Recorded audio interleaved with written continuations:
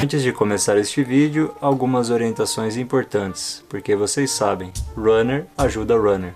Se inscreva, curta e compartilha. E agora bora pro vídeo!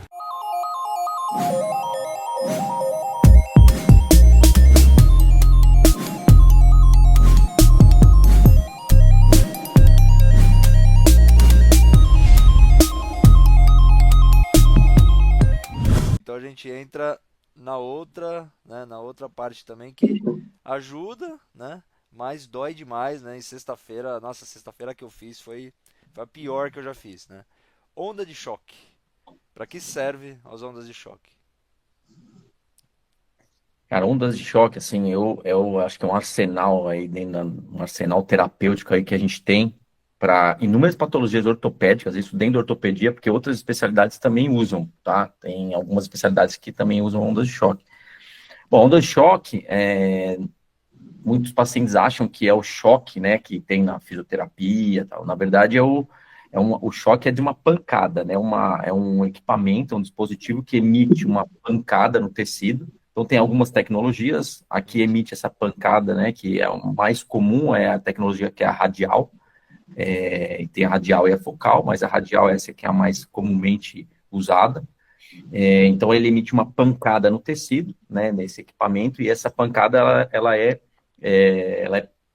essa onda, né, de choque, ela perpetua no tecido.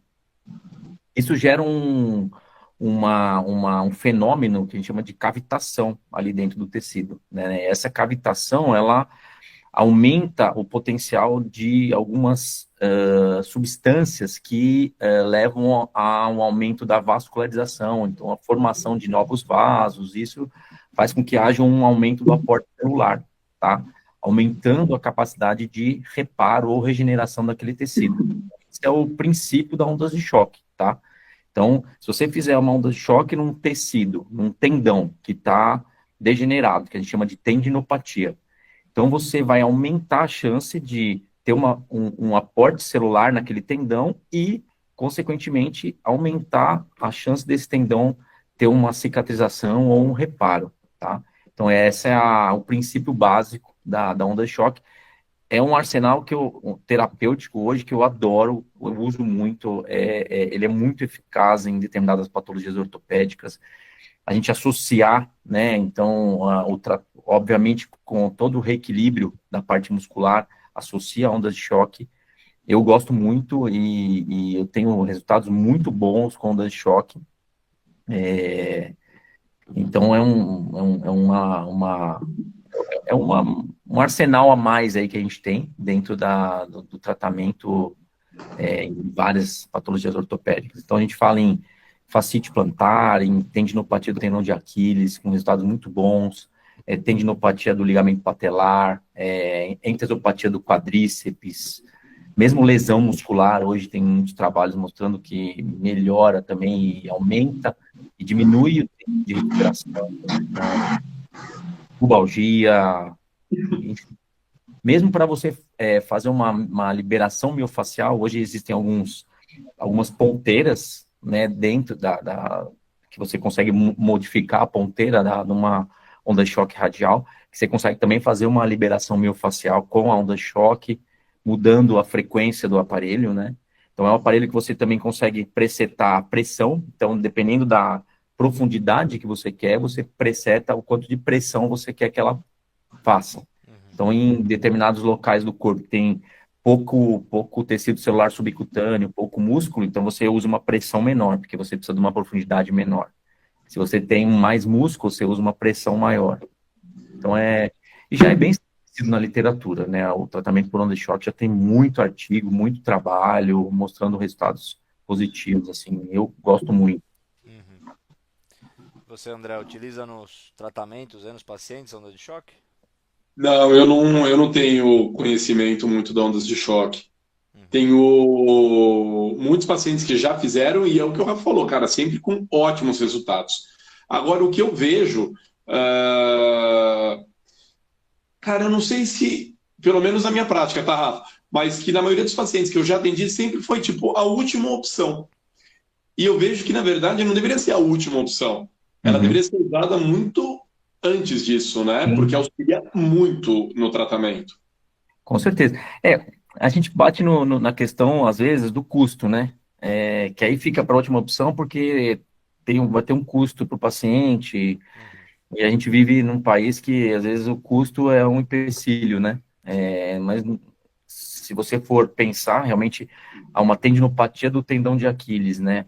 Você trabalhar a parte de reequilíbrio muscular, fortalecimento, junto com o da choque, você vai otimizar esse tratamento e Muito. vai fazer com que esse paciente volte antes.